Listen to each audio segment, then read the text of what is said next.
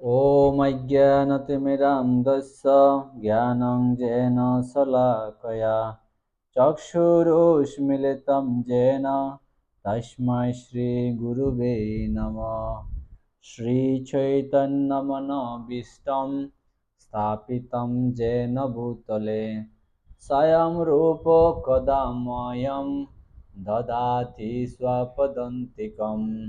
वन्दे अहं श्रीगुरो श्रीयुतपदकमलं श्रीगुरून् वैष्णवांश्च श्रीरूपं साग्रजातं सहगणा रघुनाथान्वितं तं सजीवं साद्वैतं सावधूतं परिजनसहितं कृष्णचैतन्यदेवं श्रीराधाकृष्णपादान् सहगणा ललिता श्रीविशाखान्वितांश्च नमो ॐ विष्णुपादाय कृष्णप्रेष्ठाय भूतले श्रीमते भक्तिवेदान्त स्वामिनिते नामिने। नमस्ते सरस्वती देवे गौरवाणी प्रचारिणे निर्विशेष शून्यवादी पाश्चात्यदेशतारिणे वाञ्छाकल्पतरुभ्यश्च कृपासिन्धुभ्य एव च पतितानं पावनेभ्यो वैष्णवेभ्यो नमो नमः। हे कृष्ण करुणा सिन्धु दीनबन्धु जगत्पते गोपेश गोपिकान्त राधाकान्त नमस्तुते। तप्त कांचन गौरांगी राधे वृंदावनेश्वरी वृषभानुसुते देवी प्रणमामि हरिप्रिये। जय श्री कृष्ण चैतन्य प्रभु नित्यानंद श्री अद्वैत गदाधर श्रीवासादि गौरभक्तवृंद। हरे कृष्ण कृष्ण कृष्ण हरे हरे हरे राम राम राम हरे हरे। ओम नमो भगवते वासुदेवाय। ओम नमो भगवते वासुदेवाय। ओम नमो भगवते वासुदेवाय।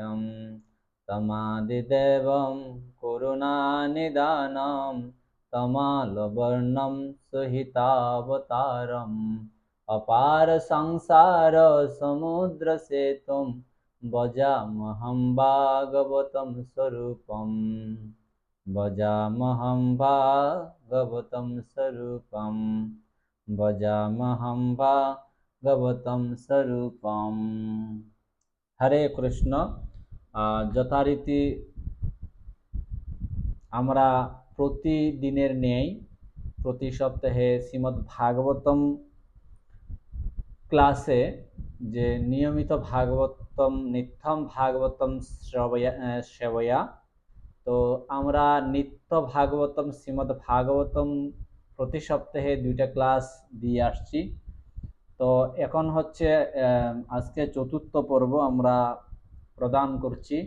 তো চতুর্থ পর্ব আজকের বিষয়বস্তু শ্রীমদ্ ভাগবতমের প্রথম স্কন্ধের এবং প্রথম অধ্যায়ের 7 এবং 8 নম্বর শ্লোক, এই 2টা শ্লোক আমরা আলোকপাত করব এবং আমরা সকলকে অনুরোধ করব যারা যেখান থেকেই এই শ্রীমদ্ ভাগবতম শ্রবণ করুন, গৃহে থেকেই আমরা গৃহের কার্যক্রম করার মধ্য দিয়ে অথবা আমরা কোনো চাকরিতে যাচ্ছি, কোথায় যাচ্ছি, সেখানে হেডফোন দিয়ে আমরা এই নিত্যম ভাগবতম শ্রবণ করতে পারি এবং ধারাবাহিকভাবে প্রথম থেকে শ্রীমদ্ ভাগবতম শ্রবণ করার ফলে আমাদের প্রাথমিকভাবে এবং প্রথম থেকে কি কি জ্ঞান আমাদের কি জানা দরকার সেই বিষয়গুলি আমরা জানতে পারবো। তো একটা রিকোয়েস্ট, সেটা হচ্ছে যারা যারা এই ক্লাস শ্রবণ করবেন ইউটিউব এবং ফেসবুকে যারা যারা শ্রবণ করবেন, আমি বিশেষভাবে অনুরোধ করব তাদেরকে তারা যাতে এই ফেসবুকে যাতে ফলো করে রাখে এবং শেয়ার করে রাখেন এবং সর্বতোভাবে ইউটিউবে যারা দেখবেন তারা যাতে সাবস্ক্রাইব করে লাইক করে রাখবেন, যাতে পরবর্তীতে শ্রীমদ্ ভাগবতম ক্লাস এবং অন্যান্য নতুন নতুন যে ভিডিওগুলি আপনারা পাবেন অতি শীঘ্রই আপনারা ভিডিওগুলি পেয়ে যাবেন। তো আজকের বিষয়বস্তু আমরা ঋষিদের প্রশ্ন।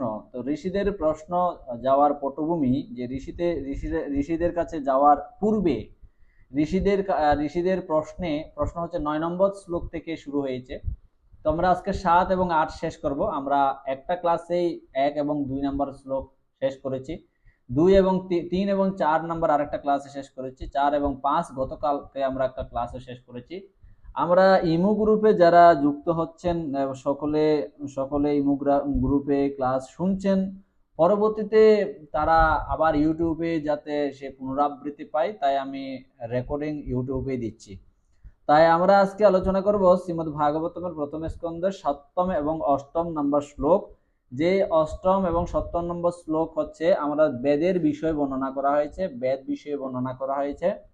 এর আগের দিনের ক্লাস ছিল হচ্ছে গুরু বিষয়ে, গুরুদেবের প্রতিনিধি অর্থাৎ ব্যাসদেবের প্রতিনিধি হচ্ছে একজন যথার্থ ব্যাসাসনে উপবিষ্ট যে গুরু, তিনি ব্যাসদেবের প্রতিনিধিত্ব করবেন। তাই ব্যাসদেবের প্রতিনিধি ছাড়া তার মনোভাব পোষণ করতে পারবেন এবং পাঠন করতে পারবেন এবং যাজন করতে পারবেন, তিনি হচ্ছেন একজন সদ্গুরু। সদ্গুরুর লক্ষণের বিষয়ে আমরা গত সপ্তাহে আলোচনা করেছিলাম। তো আজকে আমরা শ্লোক আবৃত্তি করব এবং শ্লোক আবৃত্তির সাথে সাথে তাৎপর্য এবং অনুবাদে প্রপাত কি বর্ণনা করেছেন আমাদের জন্য তা আমরা আলোকপাত করার চেষ্টা করব। হরে কৃষ্ণ। 7 নম্বর শ্লোক। ইয়া নিবেদ বিধাম শ্রেষ্ঠ ভগবান বাদ্রায়ণঃ অন্যে চ মুনয় সুত পরাবর বিদোহ। জানি বেদ বিদাম শ্রেষ্ঠ ভগবান বাদ্রয়ান অন্য ছ মুনয় সুত পরাবর বিদুহ। হে সর্বপ্রবীণ বেদান্তবিদ সুত গোস্বামী, আপনি ভগবানের অবতার ব্যাসদেবের জ্ঞান প্রাপ্ত হয়েছেন এবং যে সমস্ত ঋষিরা ভৌতিক এবং আদি ভৌতিক জ্ঞান সম্পূর্ণরূপে লাভ করেছেন তাদের কাছ থেকে আপনি জ্ঞান প্রাপ্ত হয়েছেন। তো আমরা বলছিলাম, গতকালকেও আমরা বলছিলাম যে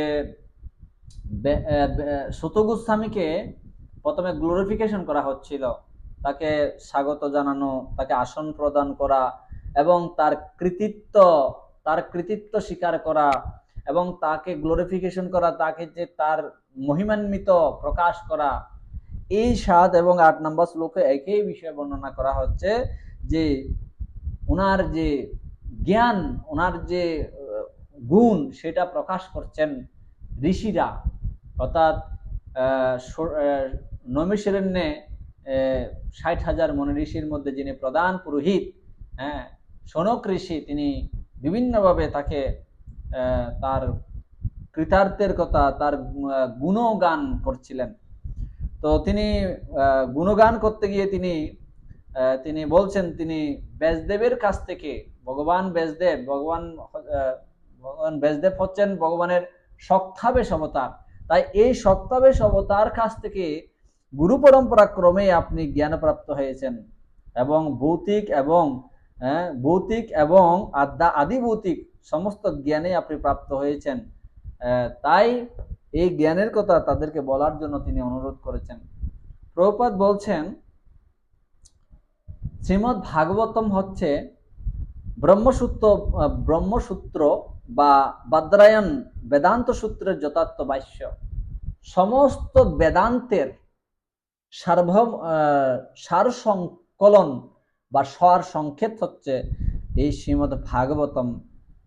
আর এই শ্রীমদ্ ভাগবতম যথার্থ বলা হয়েছে, এই যথার্থ শাস্ত্র বলা হয়েছে, কেননা ব্যাসদেব হচ্ছেন বেদান্ত সূত্র এবং শ্রীমদ্ ভাগবতম বা সমস্ত বৈদিক শাস্ত্রের সারমর্ম। বৈদিক শাস্ত্র হচ্ছে সমস্ত শাস্ত্রের সারমর্ম। এই দুইয়ের প্রণেতাকে ব্যাসদেব ছাড়া অন্য কয়েকজন ঋষি 6টি বৈদিক দর্শন প্রণয়ন করেছেন, যেমন গৌতম, কনাদ, তারপরে পতঞ্জলি, কপিল, জয়মণি এবং অষ্টাবক্কর। এরা আরো 6জন বিভিন্ন রকমের দার্শনিক প্রণয়ন এবং 6টি দার্শনিক বৈদিক দার্শনিক প্রণয়ন করেছেন। তো আস্তিক্যবাদ পূর্ণরূপে বিশ্লেষণ করা হয়েছে বেদান্ত সূত্রে, কিন্তু অন্যান্য দর্শনগুলির দার্শনিক কল্পনা প্রসূত জ্ঞান, সেগুলিতে সর্বকারণের পরম কারণ সম্বন্ধে কোনো উল্লেখ করা হয়নি। যত শাস্ত্র আছে পৃথিবীর মধ্যে, যেহেতু পরম পুরুষোত্তম ভগবানকে কি করা হয় নাই, গ্লোরিফিকেশন করা হয় নাই, তাই সেগুলি বলা হয়েছে দর্শনগুলি দার্শনিক কল্পনা প্রসূত জ্ঞান। সেই জ্ঞানগুলি মায়া অপরিত জ্ঞান আসুরম বাবুমাশ্রিত। আপনি দেখবেন কখনো কখনো বেদব্যাস যদিও বা তমগুণ আচ্ছন্ন ব্যক্তিদের জন্য তমগুণের পুরাণ রচনা করেছেন, আবার রজগুণীদের জন্য রজগুণের পুরাণও রচনা করেছেন। ভগবান ব্যাসদেবের মনোভাব ছিল তারা আস্তে আস্তে ধীরে ধীরে উন্নত পর্যায়ে যাবে, কিন্তু কলিযুগের মানুষ এত অধপতিত যে সে যেটা উন্নত হওয়ার যে পন্থা সেদিকে না গিয়ে তারা অধপতনের দিকে এগিয়ে যাবে। সেটা আজকে আমরা সমাজে দেখতে পাচ্ছি। কিরকম, যদিও বলা হয়েছে মাংসাহারের বিধান শাস্ত্রে বর্ণনা করা হয়েছে, শাস্ত্রে দেওয়া হয়েছে মাংসাহারের বিধান, কিন্তু সেই শাস্ত্রে এই বিধান দেওয়ার উদ্দেশ্য হচ্ছে যাতে ভক্তগণ ধীরে ধীরে ধীরে ধীরে মাংসাহার থেকে প্রত্যাহারিত হয়ে তারা ভগবত ভক্ত অনুশীলন করেন। তো সেজন্য এই পন্থা যদিও বা আমাদের উন্নতির জন্য দেওয়া হয়েছে, কিন্তু আমরা সমাজে কি করেছি, সেটাকে অপব্যবহার করে সেটাকেই আমরা লক্ষ্য করে নিয়েছি। না, সেটাই হচ্ছে শাস্ত্র, সেটাই হচ্ছে ধর্ম। জীব হত্যা করে জীব জীবস্য জীবনম, জীব খেয়ে জীবন ধারণ করবেন, এরকম জীবকে হত্যা করবে, এটাই হচ্ছে ধর্মরূপে আমরা প্রকাশ করি, লালন করে পালন করি। তাই বলছেন সেগুলো হচ্ছে দার্শনিক আস্তিকবাদ পূর্ণরূপে বিশ্লেষণ করা হয়েছে বেদান্ত সূত্রের, কিন্তু অন্য কোন দর্শনগুলি দার্শনিক জল্পনা কল্পনা প্রসূত জ্ঞান। তো জল্পনা কল্পনা প্রসূত জ্ঞানহীন কোনটা? এই অমল পুরাণ শ্রীমদ ভাগবতম। সেগুলিতে সর্বকারণের পরম কারণ সম্বন্ধে কোনো উল্লেখ না থাকার কারণে এই জ্ঞান মুক্ত পুরুষরা কি করেন, অমৃতটা গ্রহণ করেন। যে আমরা এমন নয় যে বেদ আমরা মানি না, যে আমরা সমস্ত শাস্ত্র মানি, কিন্তু সেখান থেকে যে এই জড়জগৎ থেকে মুক্তি লাভ করার জন্য যে বেদান্ত সূত্রের সারমর্ম শ্রীমদ ভাগবতমের যে ইনস্ট্রাকশন, গীতার যে ইনস্ট্রাকশন, মহাপ্রভুর যে চরিত কথা, সেটা আমরা কি করি, অনুধাবন করে অনুশীলন করি এবং প্রচার করি। সবকটি দার্শনিক মতবাদ সম্বন্ধে যথাযথভাবে অবগত হওয়ার পরেই বেশাসনে বসা যায়। তা আমাদের মায়াবাদ সম্পর্কে আমাদের জানতে হবে, নির্বিশেষবাদ সম্পর্কে আমাদের জানতে হবে, এবং ভগবত ভক্ত অনুশীলনের যে পন্থা সেটা আমাদের পুঙ্খানুপুঙ্খভাবে জানতে হবে। তাহলে একজন গুরু হওয়া যাবে এবং ব্যাসদেবের প্রতিনিধি হিসেবে বেশাসনে বসে প্রবচন দেওয়া যাবে। এবং যাতে অন্য সমস্ত মতবাদ খণ্ডন করা যায়। শ্রীল সূত গোস্বামী ছিলেন যথার্থ শিক্ষক, এবং তাই নৈমিষারণ্যের ঋষিরা তাকে ব্যাসদেবের উচ্চ আসন প্রদান করেছিলেন। শ্রীল ব্যাসদেবকে ভগবান বলে সম্বোধন করা হয়েছে, কেননা তিনি হচ্ছেন ভগবানের সপ্তাবেশ অবতার। তো বলা হচ্ছে ভগবান পরম পুরুষোত্তম ভগবানকে, যার সমগ্র ঐশ্বর্য বীর্য শ্রী জ্ঞান বৈরাগ্য যশ যার মধ্যে পূর্ণরূপে বিদ্যমান, সে হচ্ছে পরম পুরুষোত্তম ভগবান। তো এখান থেকে এই 6টা জ্ঞান গুণের মধ্যে যদি একটা গুণও কোনো ব্যক্তির মধ্যে অবস্থান করে, সেও পূর্ণরূপে ভগবান। যেমন বলতে পারেন তাহলে ব্যাসদেব কি করে ভগবান হলো? ব্যাসদেব হচ্ছে সমস্ত জ্ঞানের অধিকারী, যেহেতু সমস্ত জ্ঞান বৈরাগ্য জ্ঞান যেহেতু ছিল, সমগ্র জ্ঞানের অধিকারী ছিল হচ্ছেন ব্যাসদেব, তাই তিনি সপ্তাবেশ অবতার। আর ভগবান কৃষ্ণ তাকে প্রেরণ করেছেন জ্ঞানের অবতার রূপে, যাতে তিনি সমস্ত শাস্ত্র মন্থন করে সমস্ত শাস্ত্র এই জড়জগতের জন্য প্রেরণ করেন। এবং ধর্ম তো সাক্ষাৎ ভগবত প্রণীতম, স্বয়ং এই ধর্ম ভগবান স্বয়ং প্রণয়ন করেছেন। প্রণয়ন মানে কি? উল্লেখ করেছেন, প্রকাশ করেছেন, লিখেছেন। ওকে, এ হচ্ছে 7 নম্বর শ্লোক। 8 নম্বর শ্লোক আমরা আবৃত্তি করব।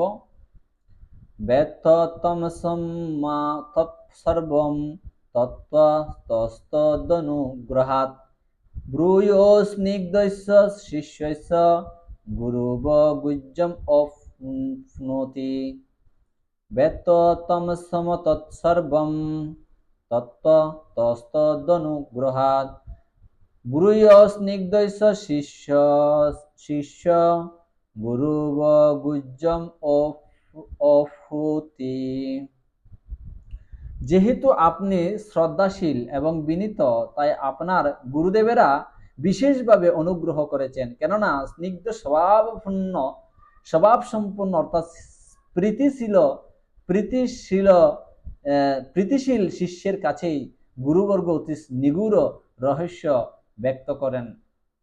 এই শ্লোকে যে সুত গোস্বামীকে বলছেন, আপনি অত্যন্ত প্রীতিশীল ছিলেন, আপনি অত্যন্ত স্নিগ্ধ স্বভাব ছিলেন এবং শ্রদ্ধাশীল ছিলেন এবং অত্যন্ত বিনীত ছিলেন, তাই আপনার গুরুদেবেরা সমস্ত তত্ত্বকথা আপনাকে প্রদান করেছেন। এই জন্য আমরা আমাদের গুরু গ্রহণ করি, কিন্তু গুরুদেবের প্রতি শ্রদ্ধাশীল নয়, গুরুদেবের প্রতি বিনীত নয় এবং গুরুদেবের প্রতি প্রীতিশীল নয়, এবং গুরুদেবের প্রতি আমি শ্রদ্ধাশীল নয়, যার ফলশ্রুতিতে তথাকথিত শিষ্য গ্রহণ করে। তথাকথিত গুরু তথাকথিত শিষ্য গ্রহণ করার ফলশ্রুতিতে গুরু পরম্পরার দ্বারা যে বাহিত জ্ঞান, সে দিব্য জ্ঞান গুরু থেকে শিষ্যের মধ্যে প্রবাহমান হয় না। তাই বলা হয়েছে দিব্য জ্ঞান হৃদয়ে প্রকাশিত। এই জ্ঞান হৃদয় থেকে হৃদয়ে প্রকাশিত হয়। সেজন্য আমাদের কি হতে হবে, এখানে এই শ্লোক থেকে শিক্ষণীয় বিষয় হচ্ছে, আমরা যখন সদ্গুরুর আশ্রয় গ্রহণ করব, অবশ্যই আমাদের শ্রদ্ধাশীল হতে হবে, বিনীত হতে হবে, বিনীত হয়ে আমাদের স্নিগ্ধশীল হতে হবে এবং আমাদের প্রীতিশীল হতে হবে।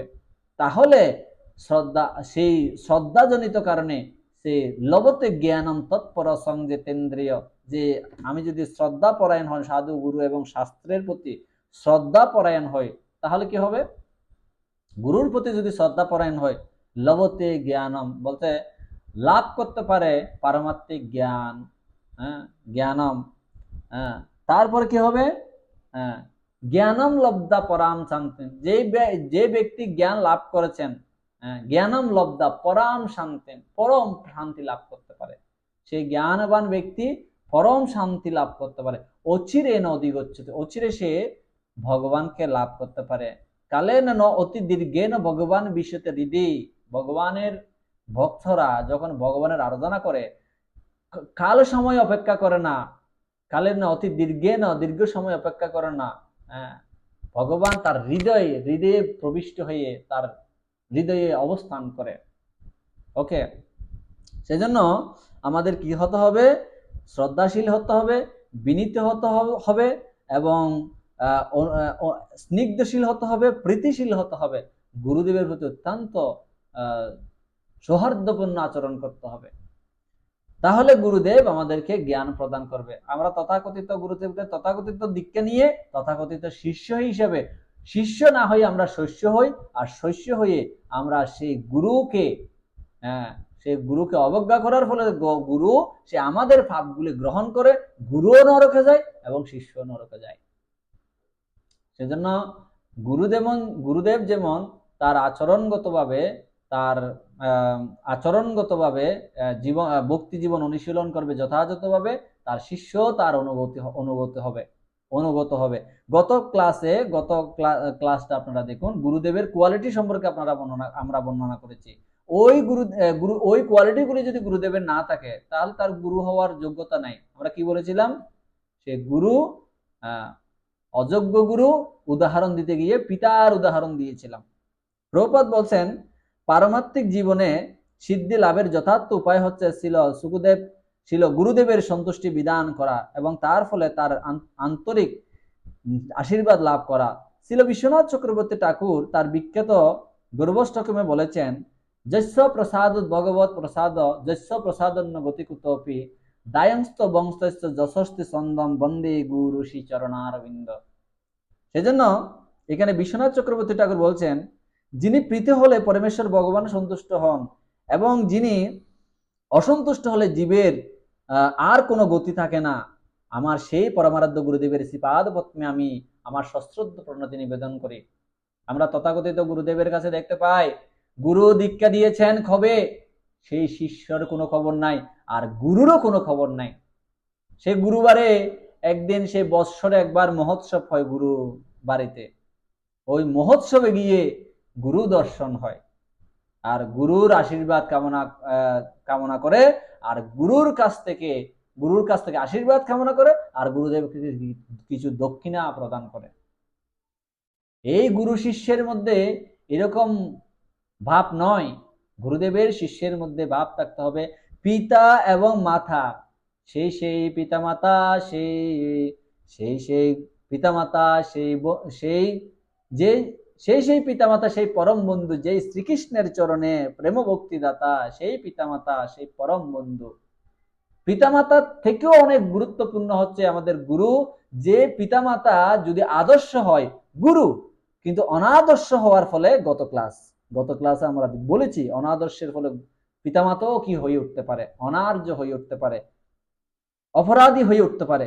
কিন্তু পিতামাতা আবার গুরু হতে পারে, সে যদি আমাদেরকে কৃষ্ণ ভক্তি প্রদান করতে পারেন।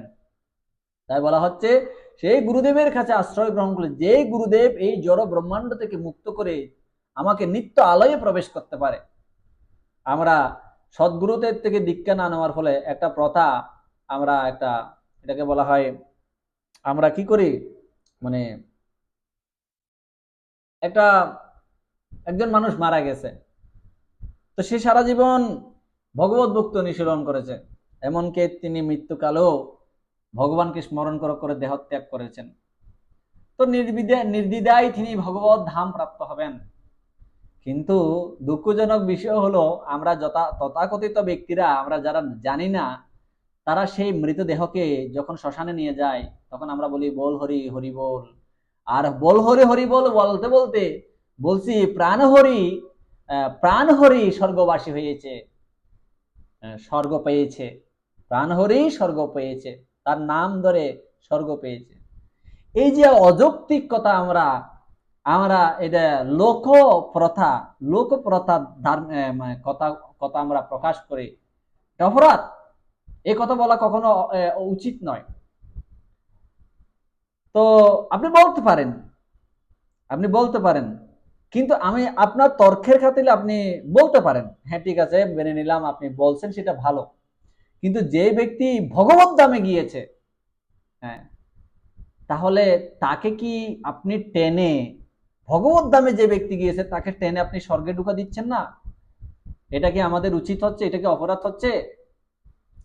যে ব্যক্তিটা ঘর থেকে বের হয়েছে মন্দিরে যাবে বলে, আর আমরা কিছু বন্ধু বান্ধব, অর্থাৎ যারা শ্মশানে নিয়ে যাচ্ছি, বন্ধু বান্ধব ধরে কাঁধে নিয়ে, আরে না না ভগবত ধামে যেতে হবে না, এবং আমরা পাবলিশ করব, সবার মাঝে পাবলিশ করব, তুমি ভগবত ধামী নয়, তুমি স্বর্গবাসী মানে কোথায়?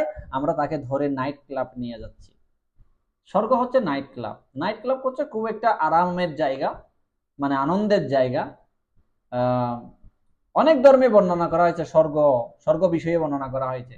আমাদের এমন ধর্ম, এমন শ্রেষ্ঠ ধর্ম, যে ধর্ম স্বর্গের উপরে আরো অনেক কিছু রয়েছে, যেখানে গেলে আর আমাকে পুনরূপী জননম, পুনরূপী মরণম, পুনরূপী জননী জঠরে, এই জননীর জঠরে আবার আবদ্ধ হতে হবে না, জন্ম মৃত্যু জরা বেদিতে আমাকে বুক করতে হবে না।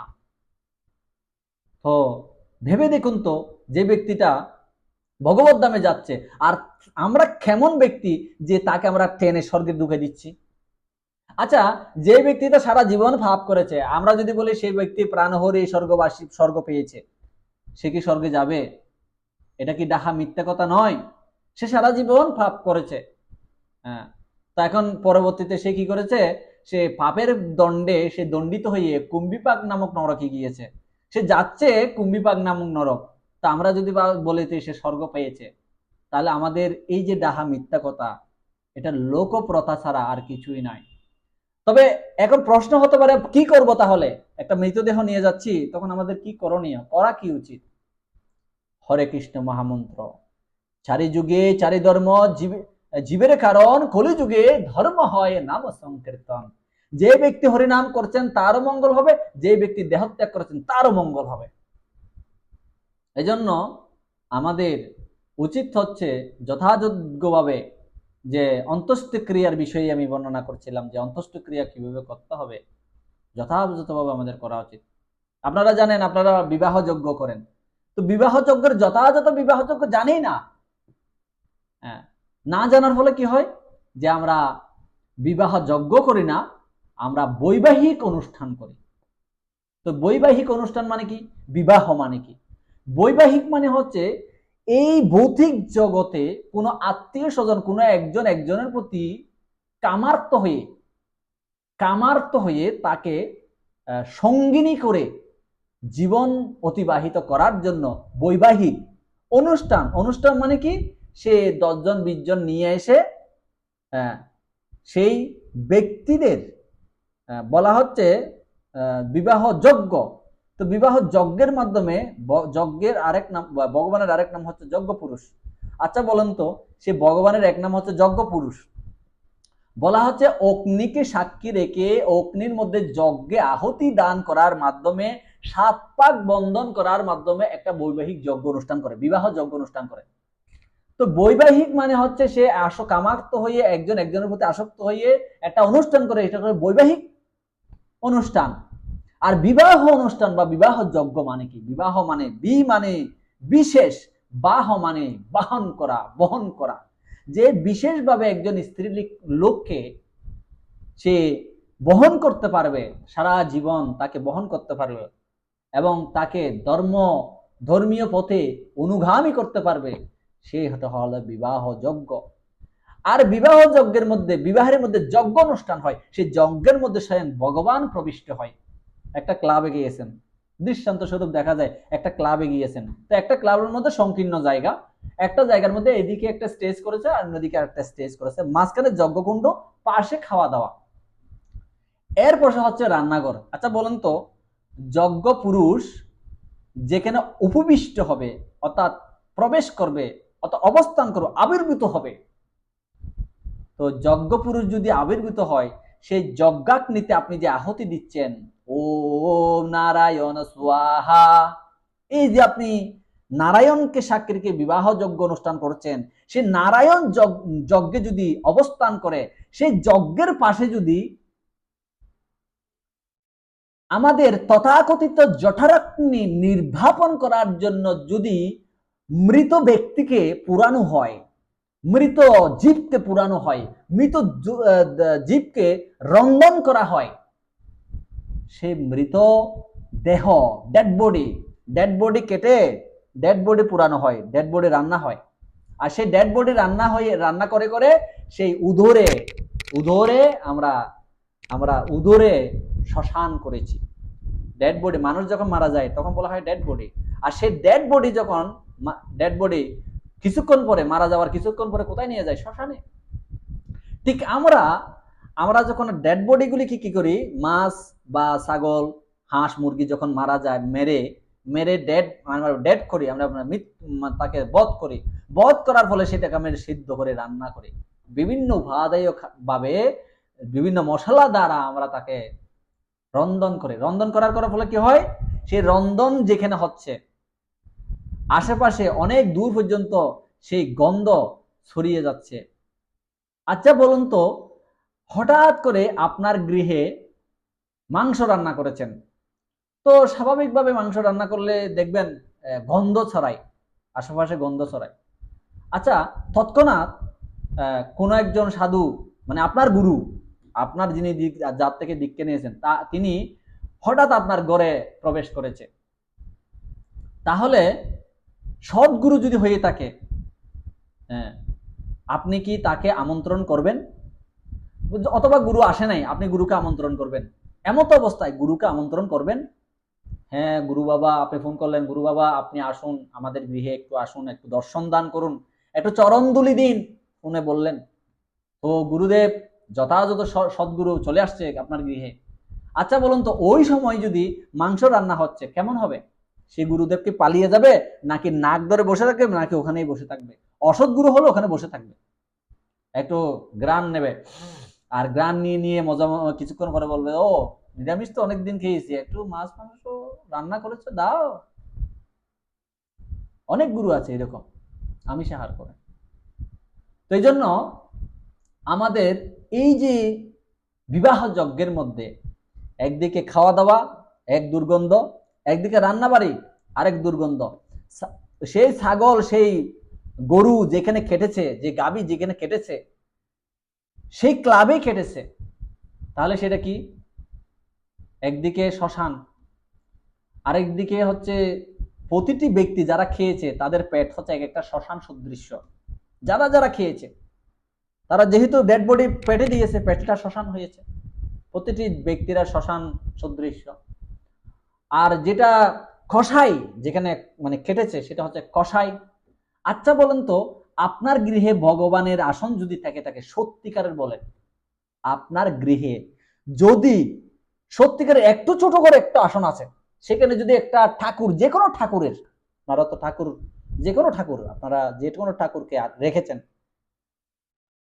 তথাকথিত শিষ্যরা তাদের ঠাকুরকেও আমিষ আহার আর আমিষ বুক লাগায়, ডিম মাছ মাংস বুক লাগায়, তথাকথিত গুরু আর তথাকথিত শিষ্যরা।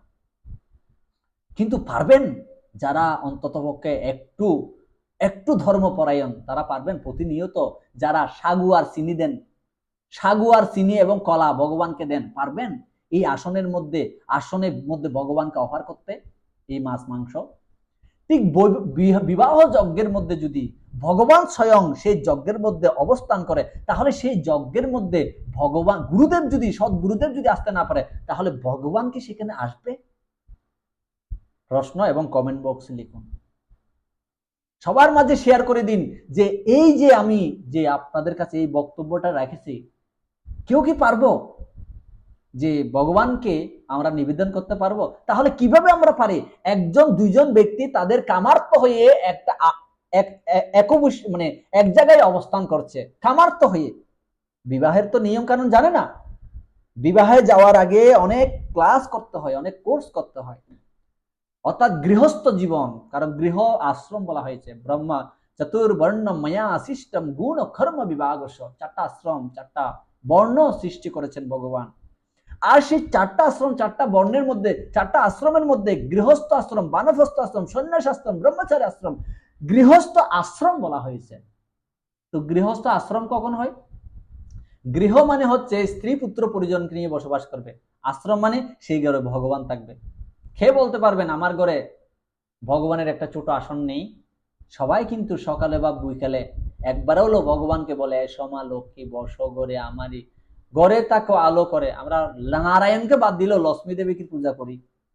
আচ্ছা বলেন তো, এই বিবাহ যজ্ঞের মধ্যে যে স্বয়ং ভগবান সেই জায়গায় অবস্থান করবে, আমরা সেই বিবাহ যজ্ঞের মধ্যে যদি আমরা কষাইখানা করে রাখি, সেই যেখানে শ্মশান করে রাখি, আবার সেই ডেড বডিকে আমরা রান্না করে দুর্গন্ধ ছড়াই, ভগবান কি সেই যজ্ঞের বেদিতে অবস্থান করবে? যজ্ঞ বেদিতে না আসার ফলে স্বয়ং ভগবানকে সাক্ষী রেখে বিবাহ যজ্ঞ অনুষ্ঠান হলো না। পরবর্তীতে বিবাহ যজ্ঞ বিবাহ জীবনে তারা শান্তি লাভ করতে পারে না, সুখী হয় না। তারা বৈদিক যজ্ঞ অনুষ্ঠান না করে, বিবাহ বৈদিক ভাবে অনুশীলন না করার ফলশ্রুতিতে, সেই বিবাহ বৈদিক ভাবে না করার ফলে, তথাকথিত ভাবে অনুষ্ঠান করে কামার্ত হয়ে বিবাহ করার ফলে তারা এবং তার পুত্ররা সংসার জীবনে তারা সমূলে নরকগামী হয়। যেমন কর্ম তেমন ফল। সেখানে মাছ মাংস কেটেছে, জীব হত্যা করেছে, দুইজন ব্যক্তির মঙ্গলের জন্য কত জীবকে আপনি বধ করেছেন। একবার চিন্তা করুন না, একটা বিবাহের মধ্যে যদি 500 লোক হয়, সেই 500 জনের জন্য যদি 100টা মুরগি হত্যা করে, তাহলে দুইজন ব্যক্তির মঙ্গলের জন্য তাহলে ওই 100 জন ব্যক্তিকে আপনি হত্যা করলেন, বধ করলেন, সে পাপের বাগী। তাহলে বৈবাহিক জীবনে যারা আবদ্ধ হয়েছে তারা নেবেন না, 6 জন নেবেন। মনুসংহিতায় বর্ণনা করা হয়েছে 6 জন ব্যক্তি একসাথে তারা এই ফল ভোগ করতে হবে। যিনি বিক্রয় করেছেন এবং যিনি ক্রয় করেছেন যিনি বধ করেছেন এবং যিনি রান্না করেছেন, যিনি পরিবেশন করেছেন এবং যিনি সর্বতভাবে যিনি বক্ষণ করেছেন, তাকে সর্বতভাবে এই বৈবাহিক যজ্ঞ অনুষ্ঠানে যথাযথভাবে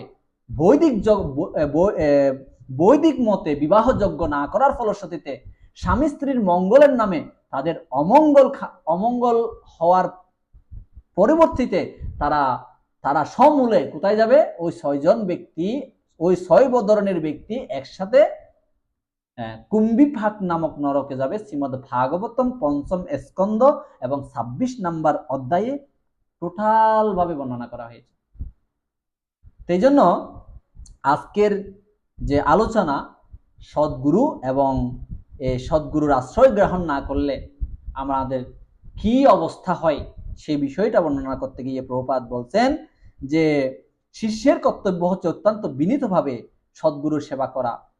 সদ্গুরুর সেবা 2 ধরনের হয়ে থাকে। এক ধরনের হচ্ছে এক রকমের হচ্ছে বাচিক সেবা, এটা বভু সেবা, আর এটা হচ্ছে বাণী সেবা। তো বাণী সেবা হচ্ছে গুরুদেব যা বলবেন সেটাকে প্রচার করা, সে অনুসারে জীবন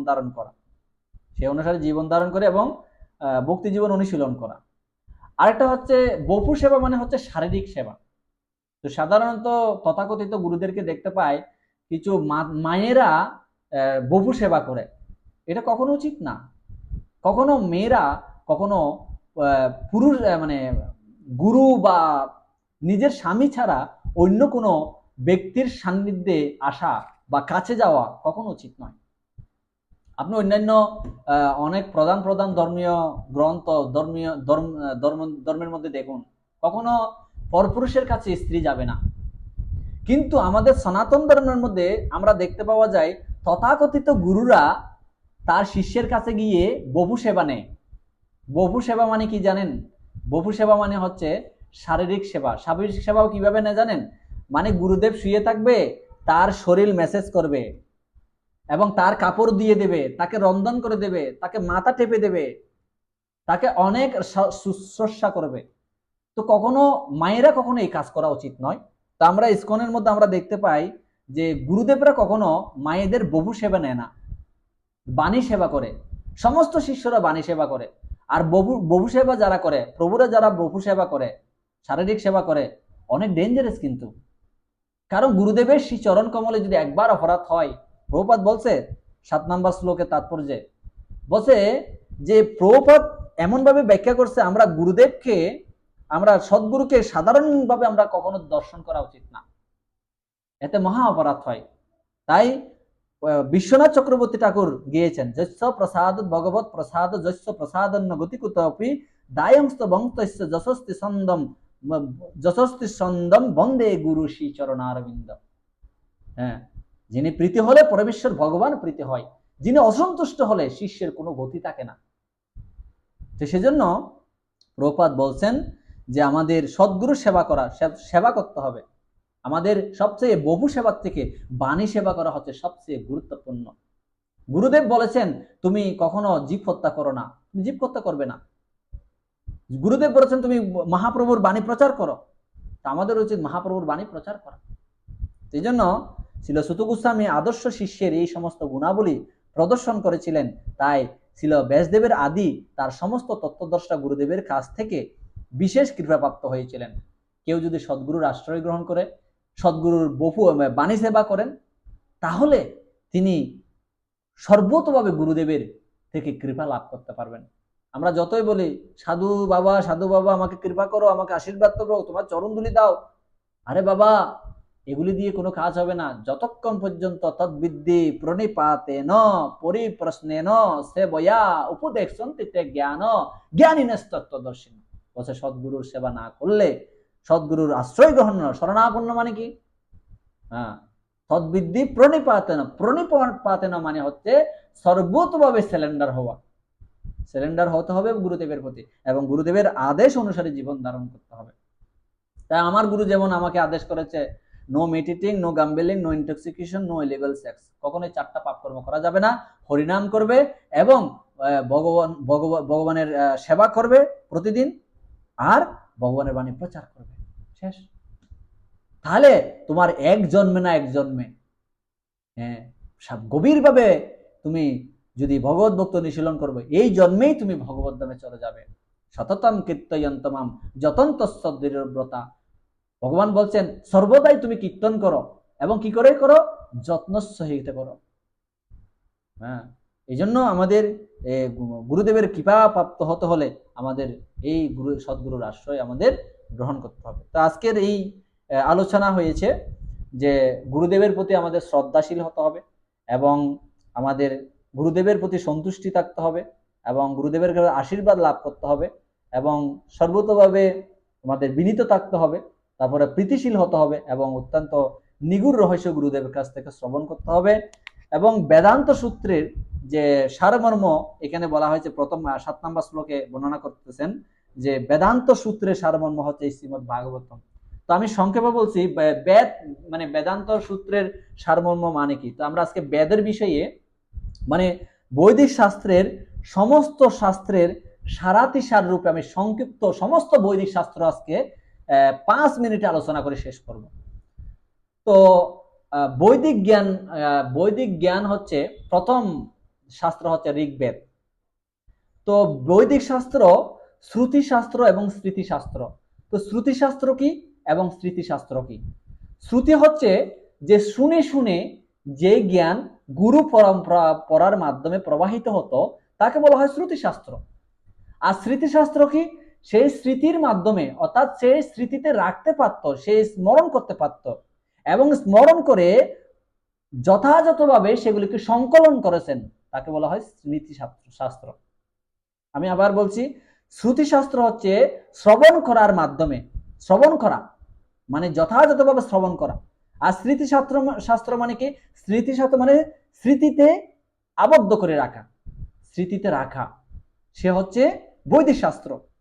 তো এই শ্রুতি এবং স্মৃতিশাস্ত্রকে দুই ভাগে অনেকভাবে বিভক্ত করা হয়েছে, অনেকভাবে। তার মধ্যে শ্রুতিশাস্ত্রকে আমরা 3 ভাগে বিভক্ত করেছে বেদব্যাস। ভগবান ব্যাসদেব 3 ভাগে বিভক্ত করেছে।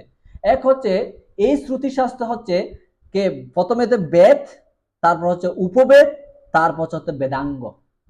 বেদ, উপবেদ এবং বেদাঙ্গ, এই বেদকে 4 ভাগে বিভক্ত: ঋগ্বেদ, সামবেদ, যজুর্বেদ এবং অথর্ববেদ। তো এই বিষয়গুলি আমাদের মনে নাও রাখতে পারি, তা আমরা চেষ্টা করব নোট করার জন্য। এই গুরুত্বপূর্ণ বিষয়টা নোট করা উচিত সকলের। তা আমি বলবো, তা আমি আবার বলছি, শ্রুতি এবং স্মৃতি। শ্রুতি কি? শ্রবণ। আর স্মৃতি কি? সেটা স্মরণ করা, এটা স্মৃতিতে রাখা। এবং এই শ্রুতি শাস্ত্র আবার 3 ভাগে বিভক্ত: একটা হচ্ছে বেদ, একটা হচ্ছে উপবেদ, একটা হচ্ছে বেদাঙ্গ। এই বেদকে আবার 4 ভাগে বিভক্ত করা হয়েছে। 4টা বেদ: ঋগ্বেদ, সামবেদ, যজুর্বেদ এবং অথর্ববেদ।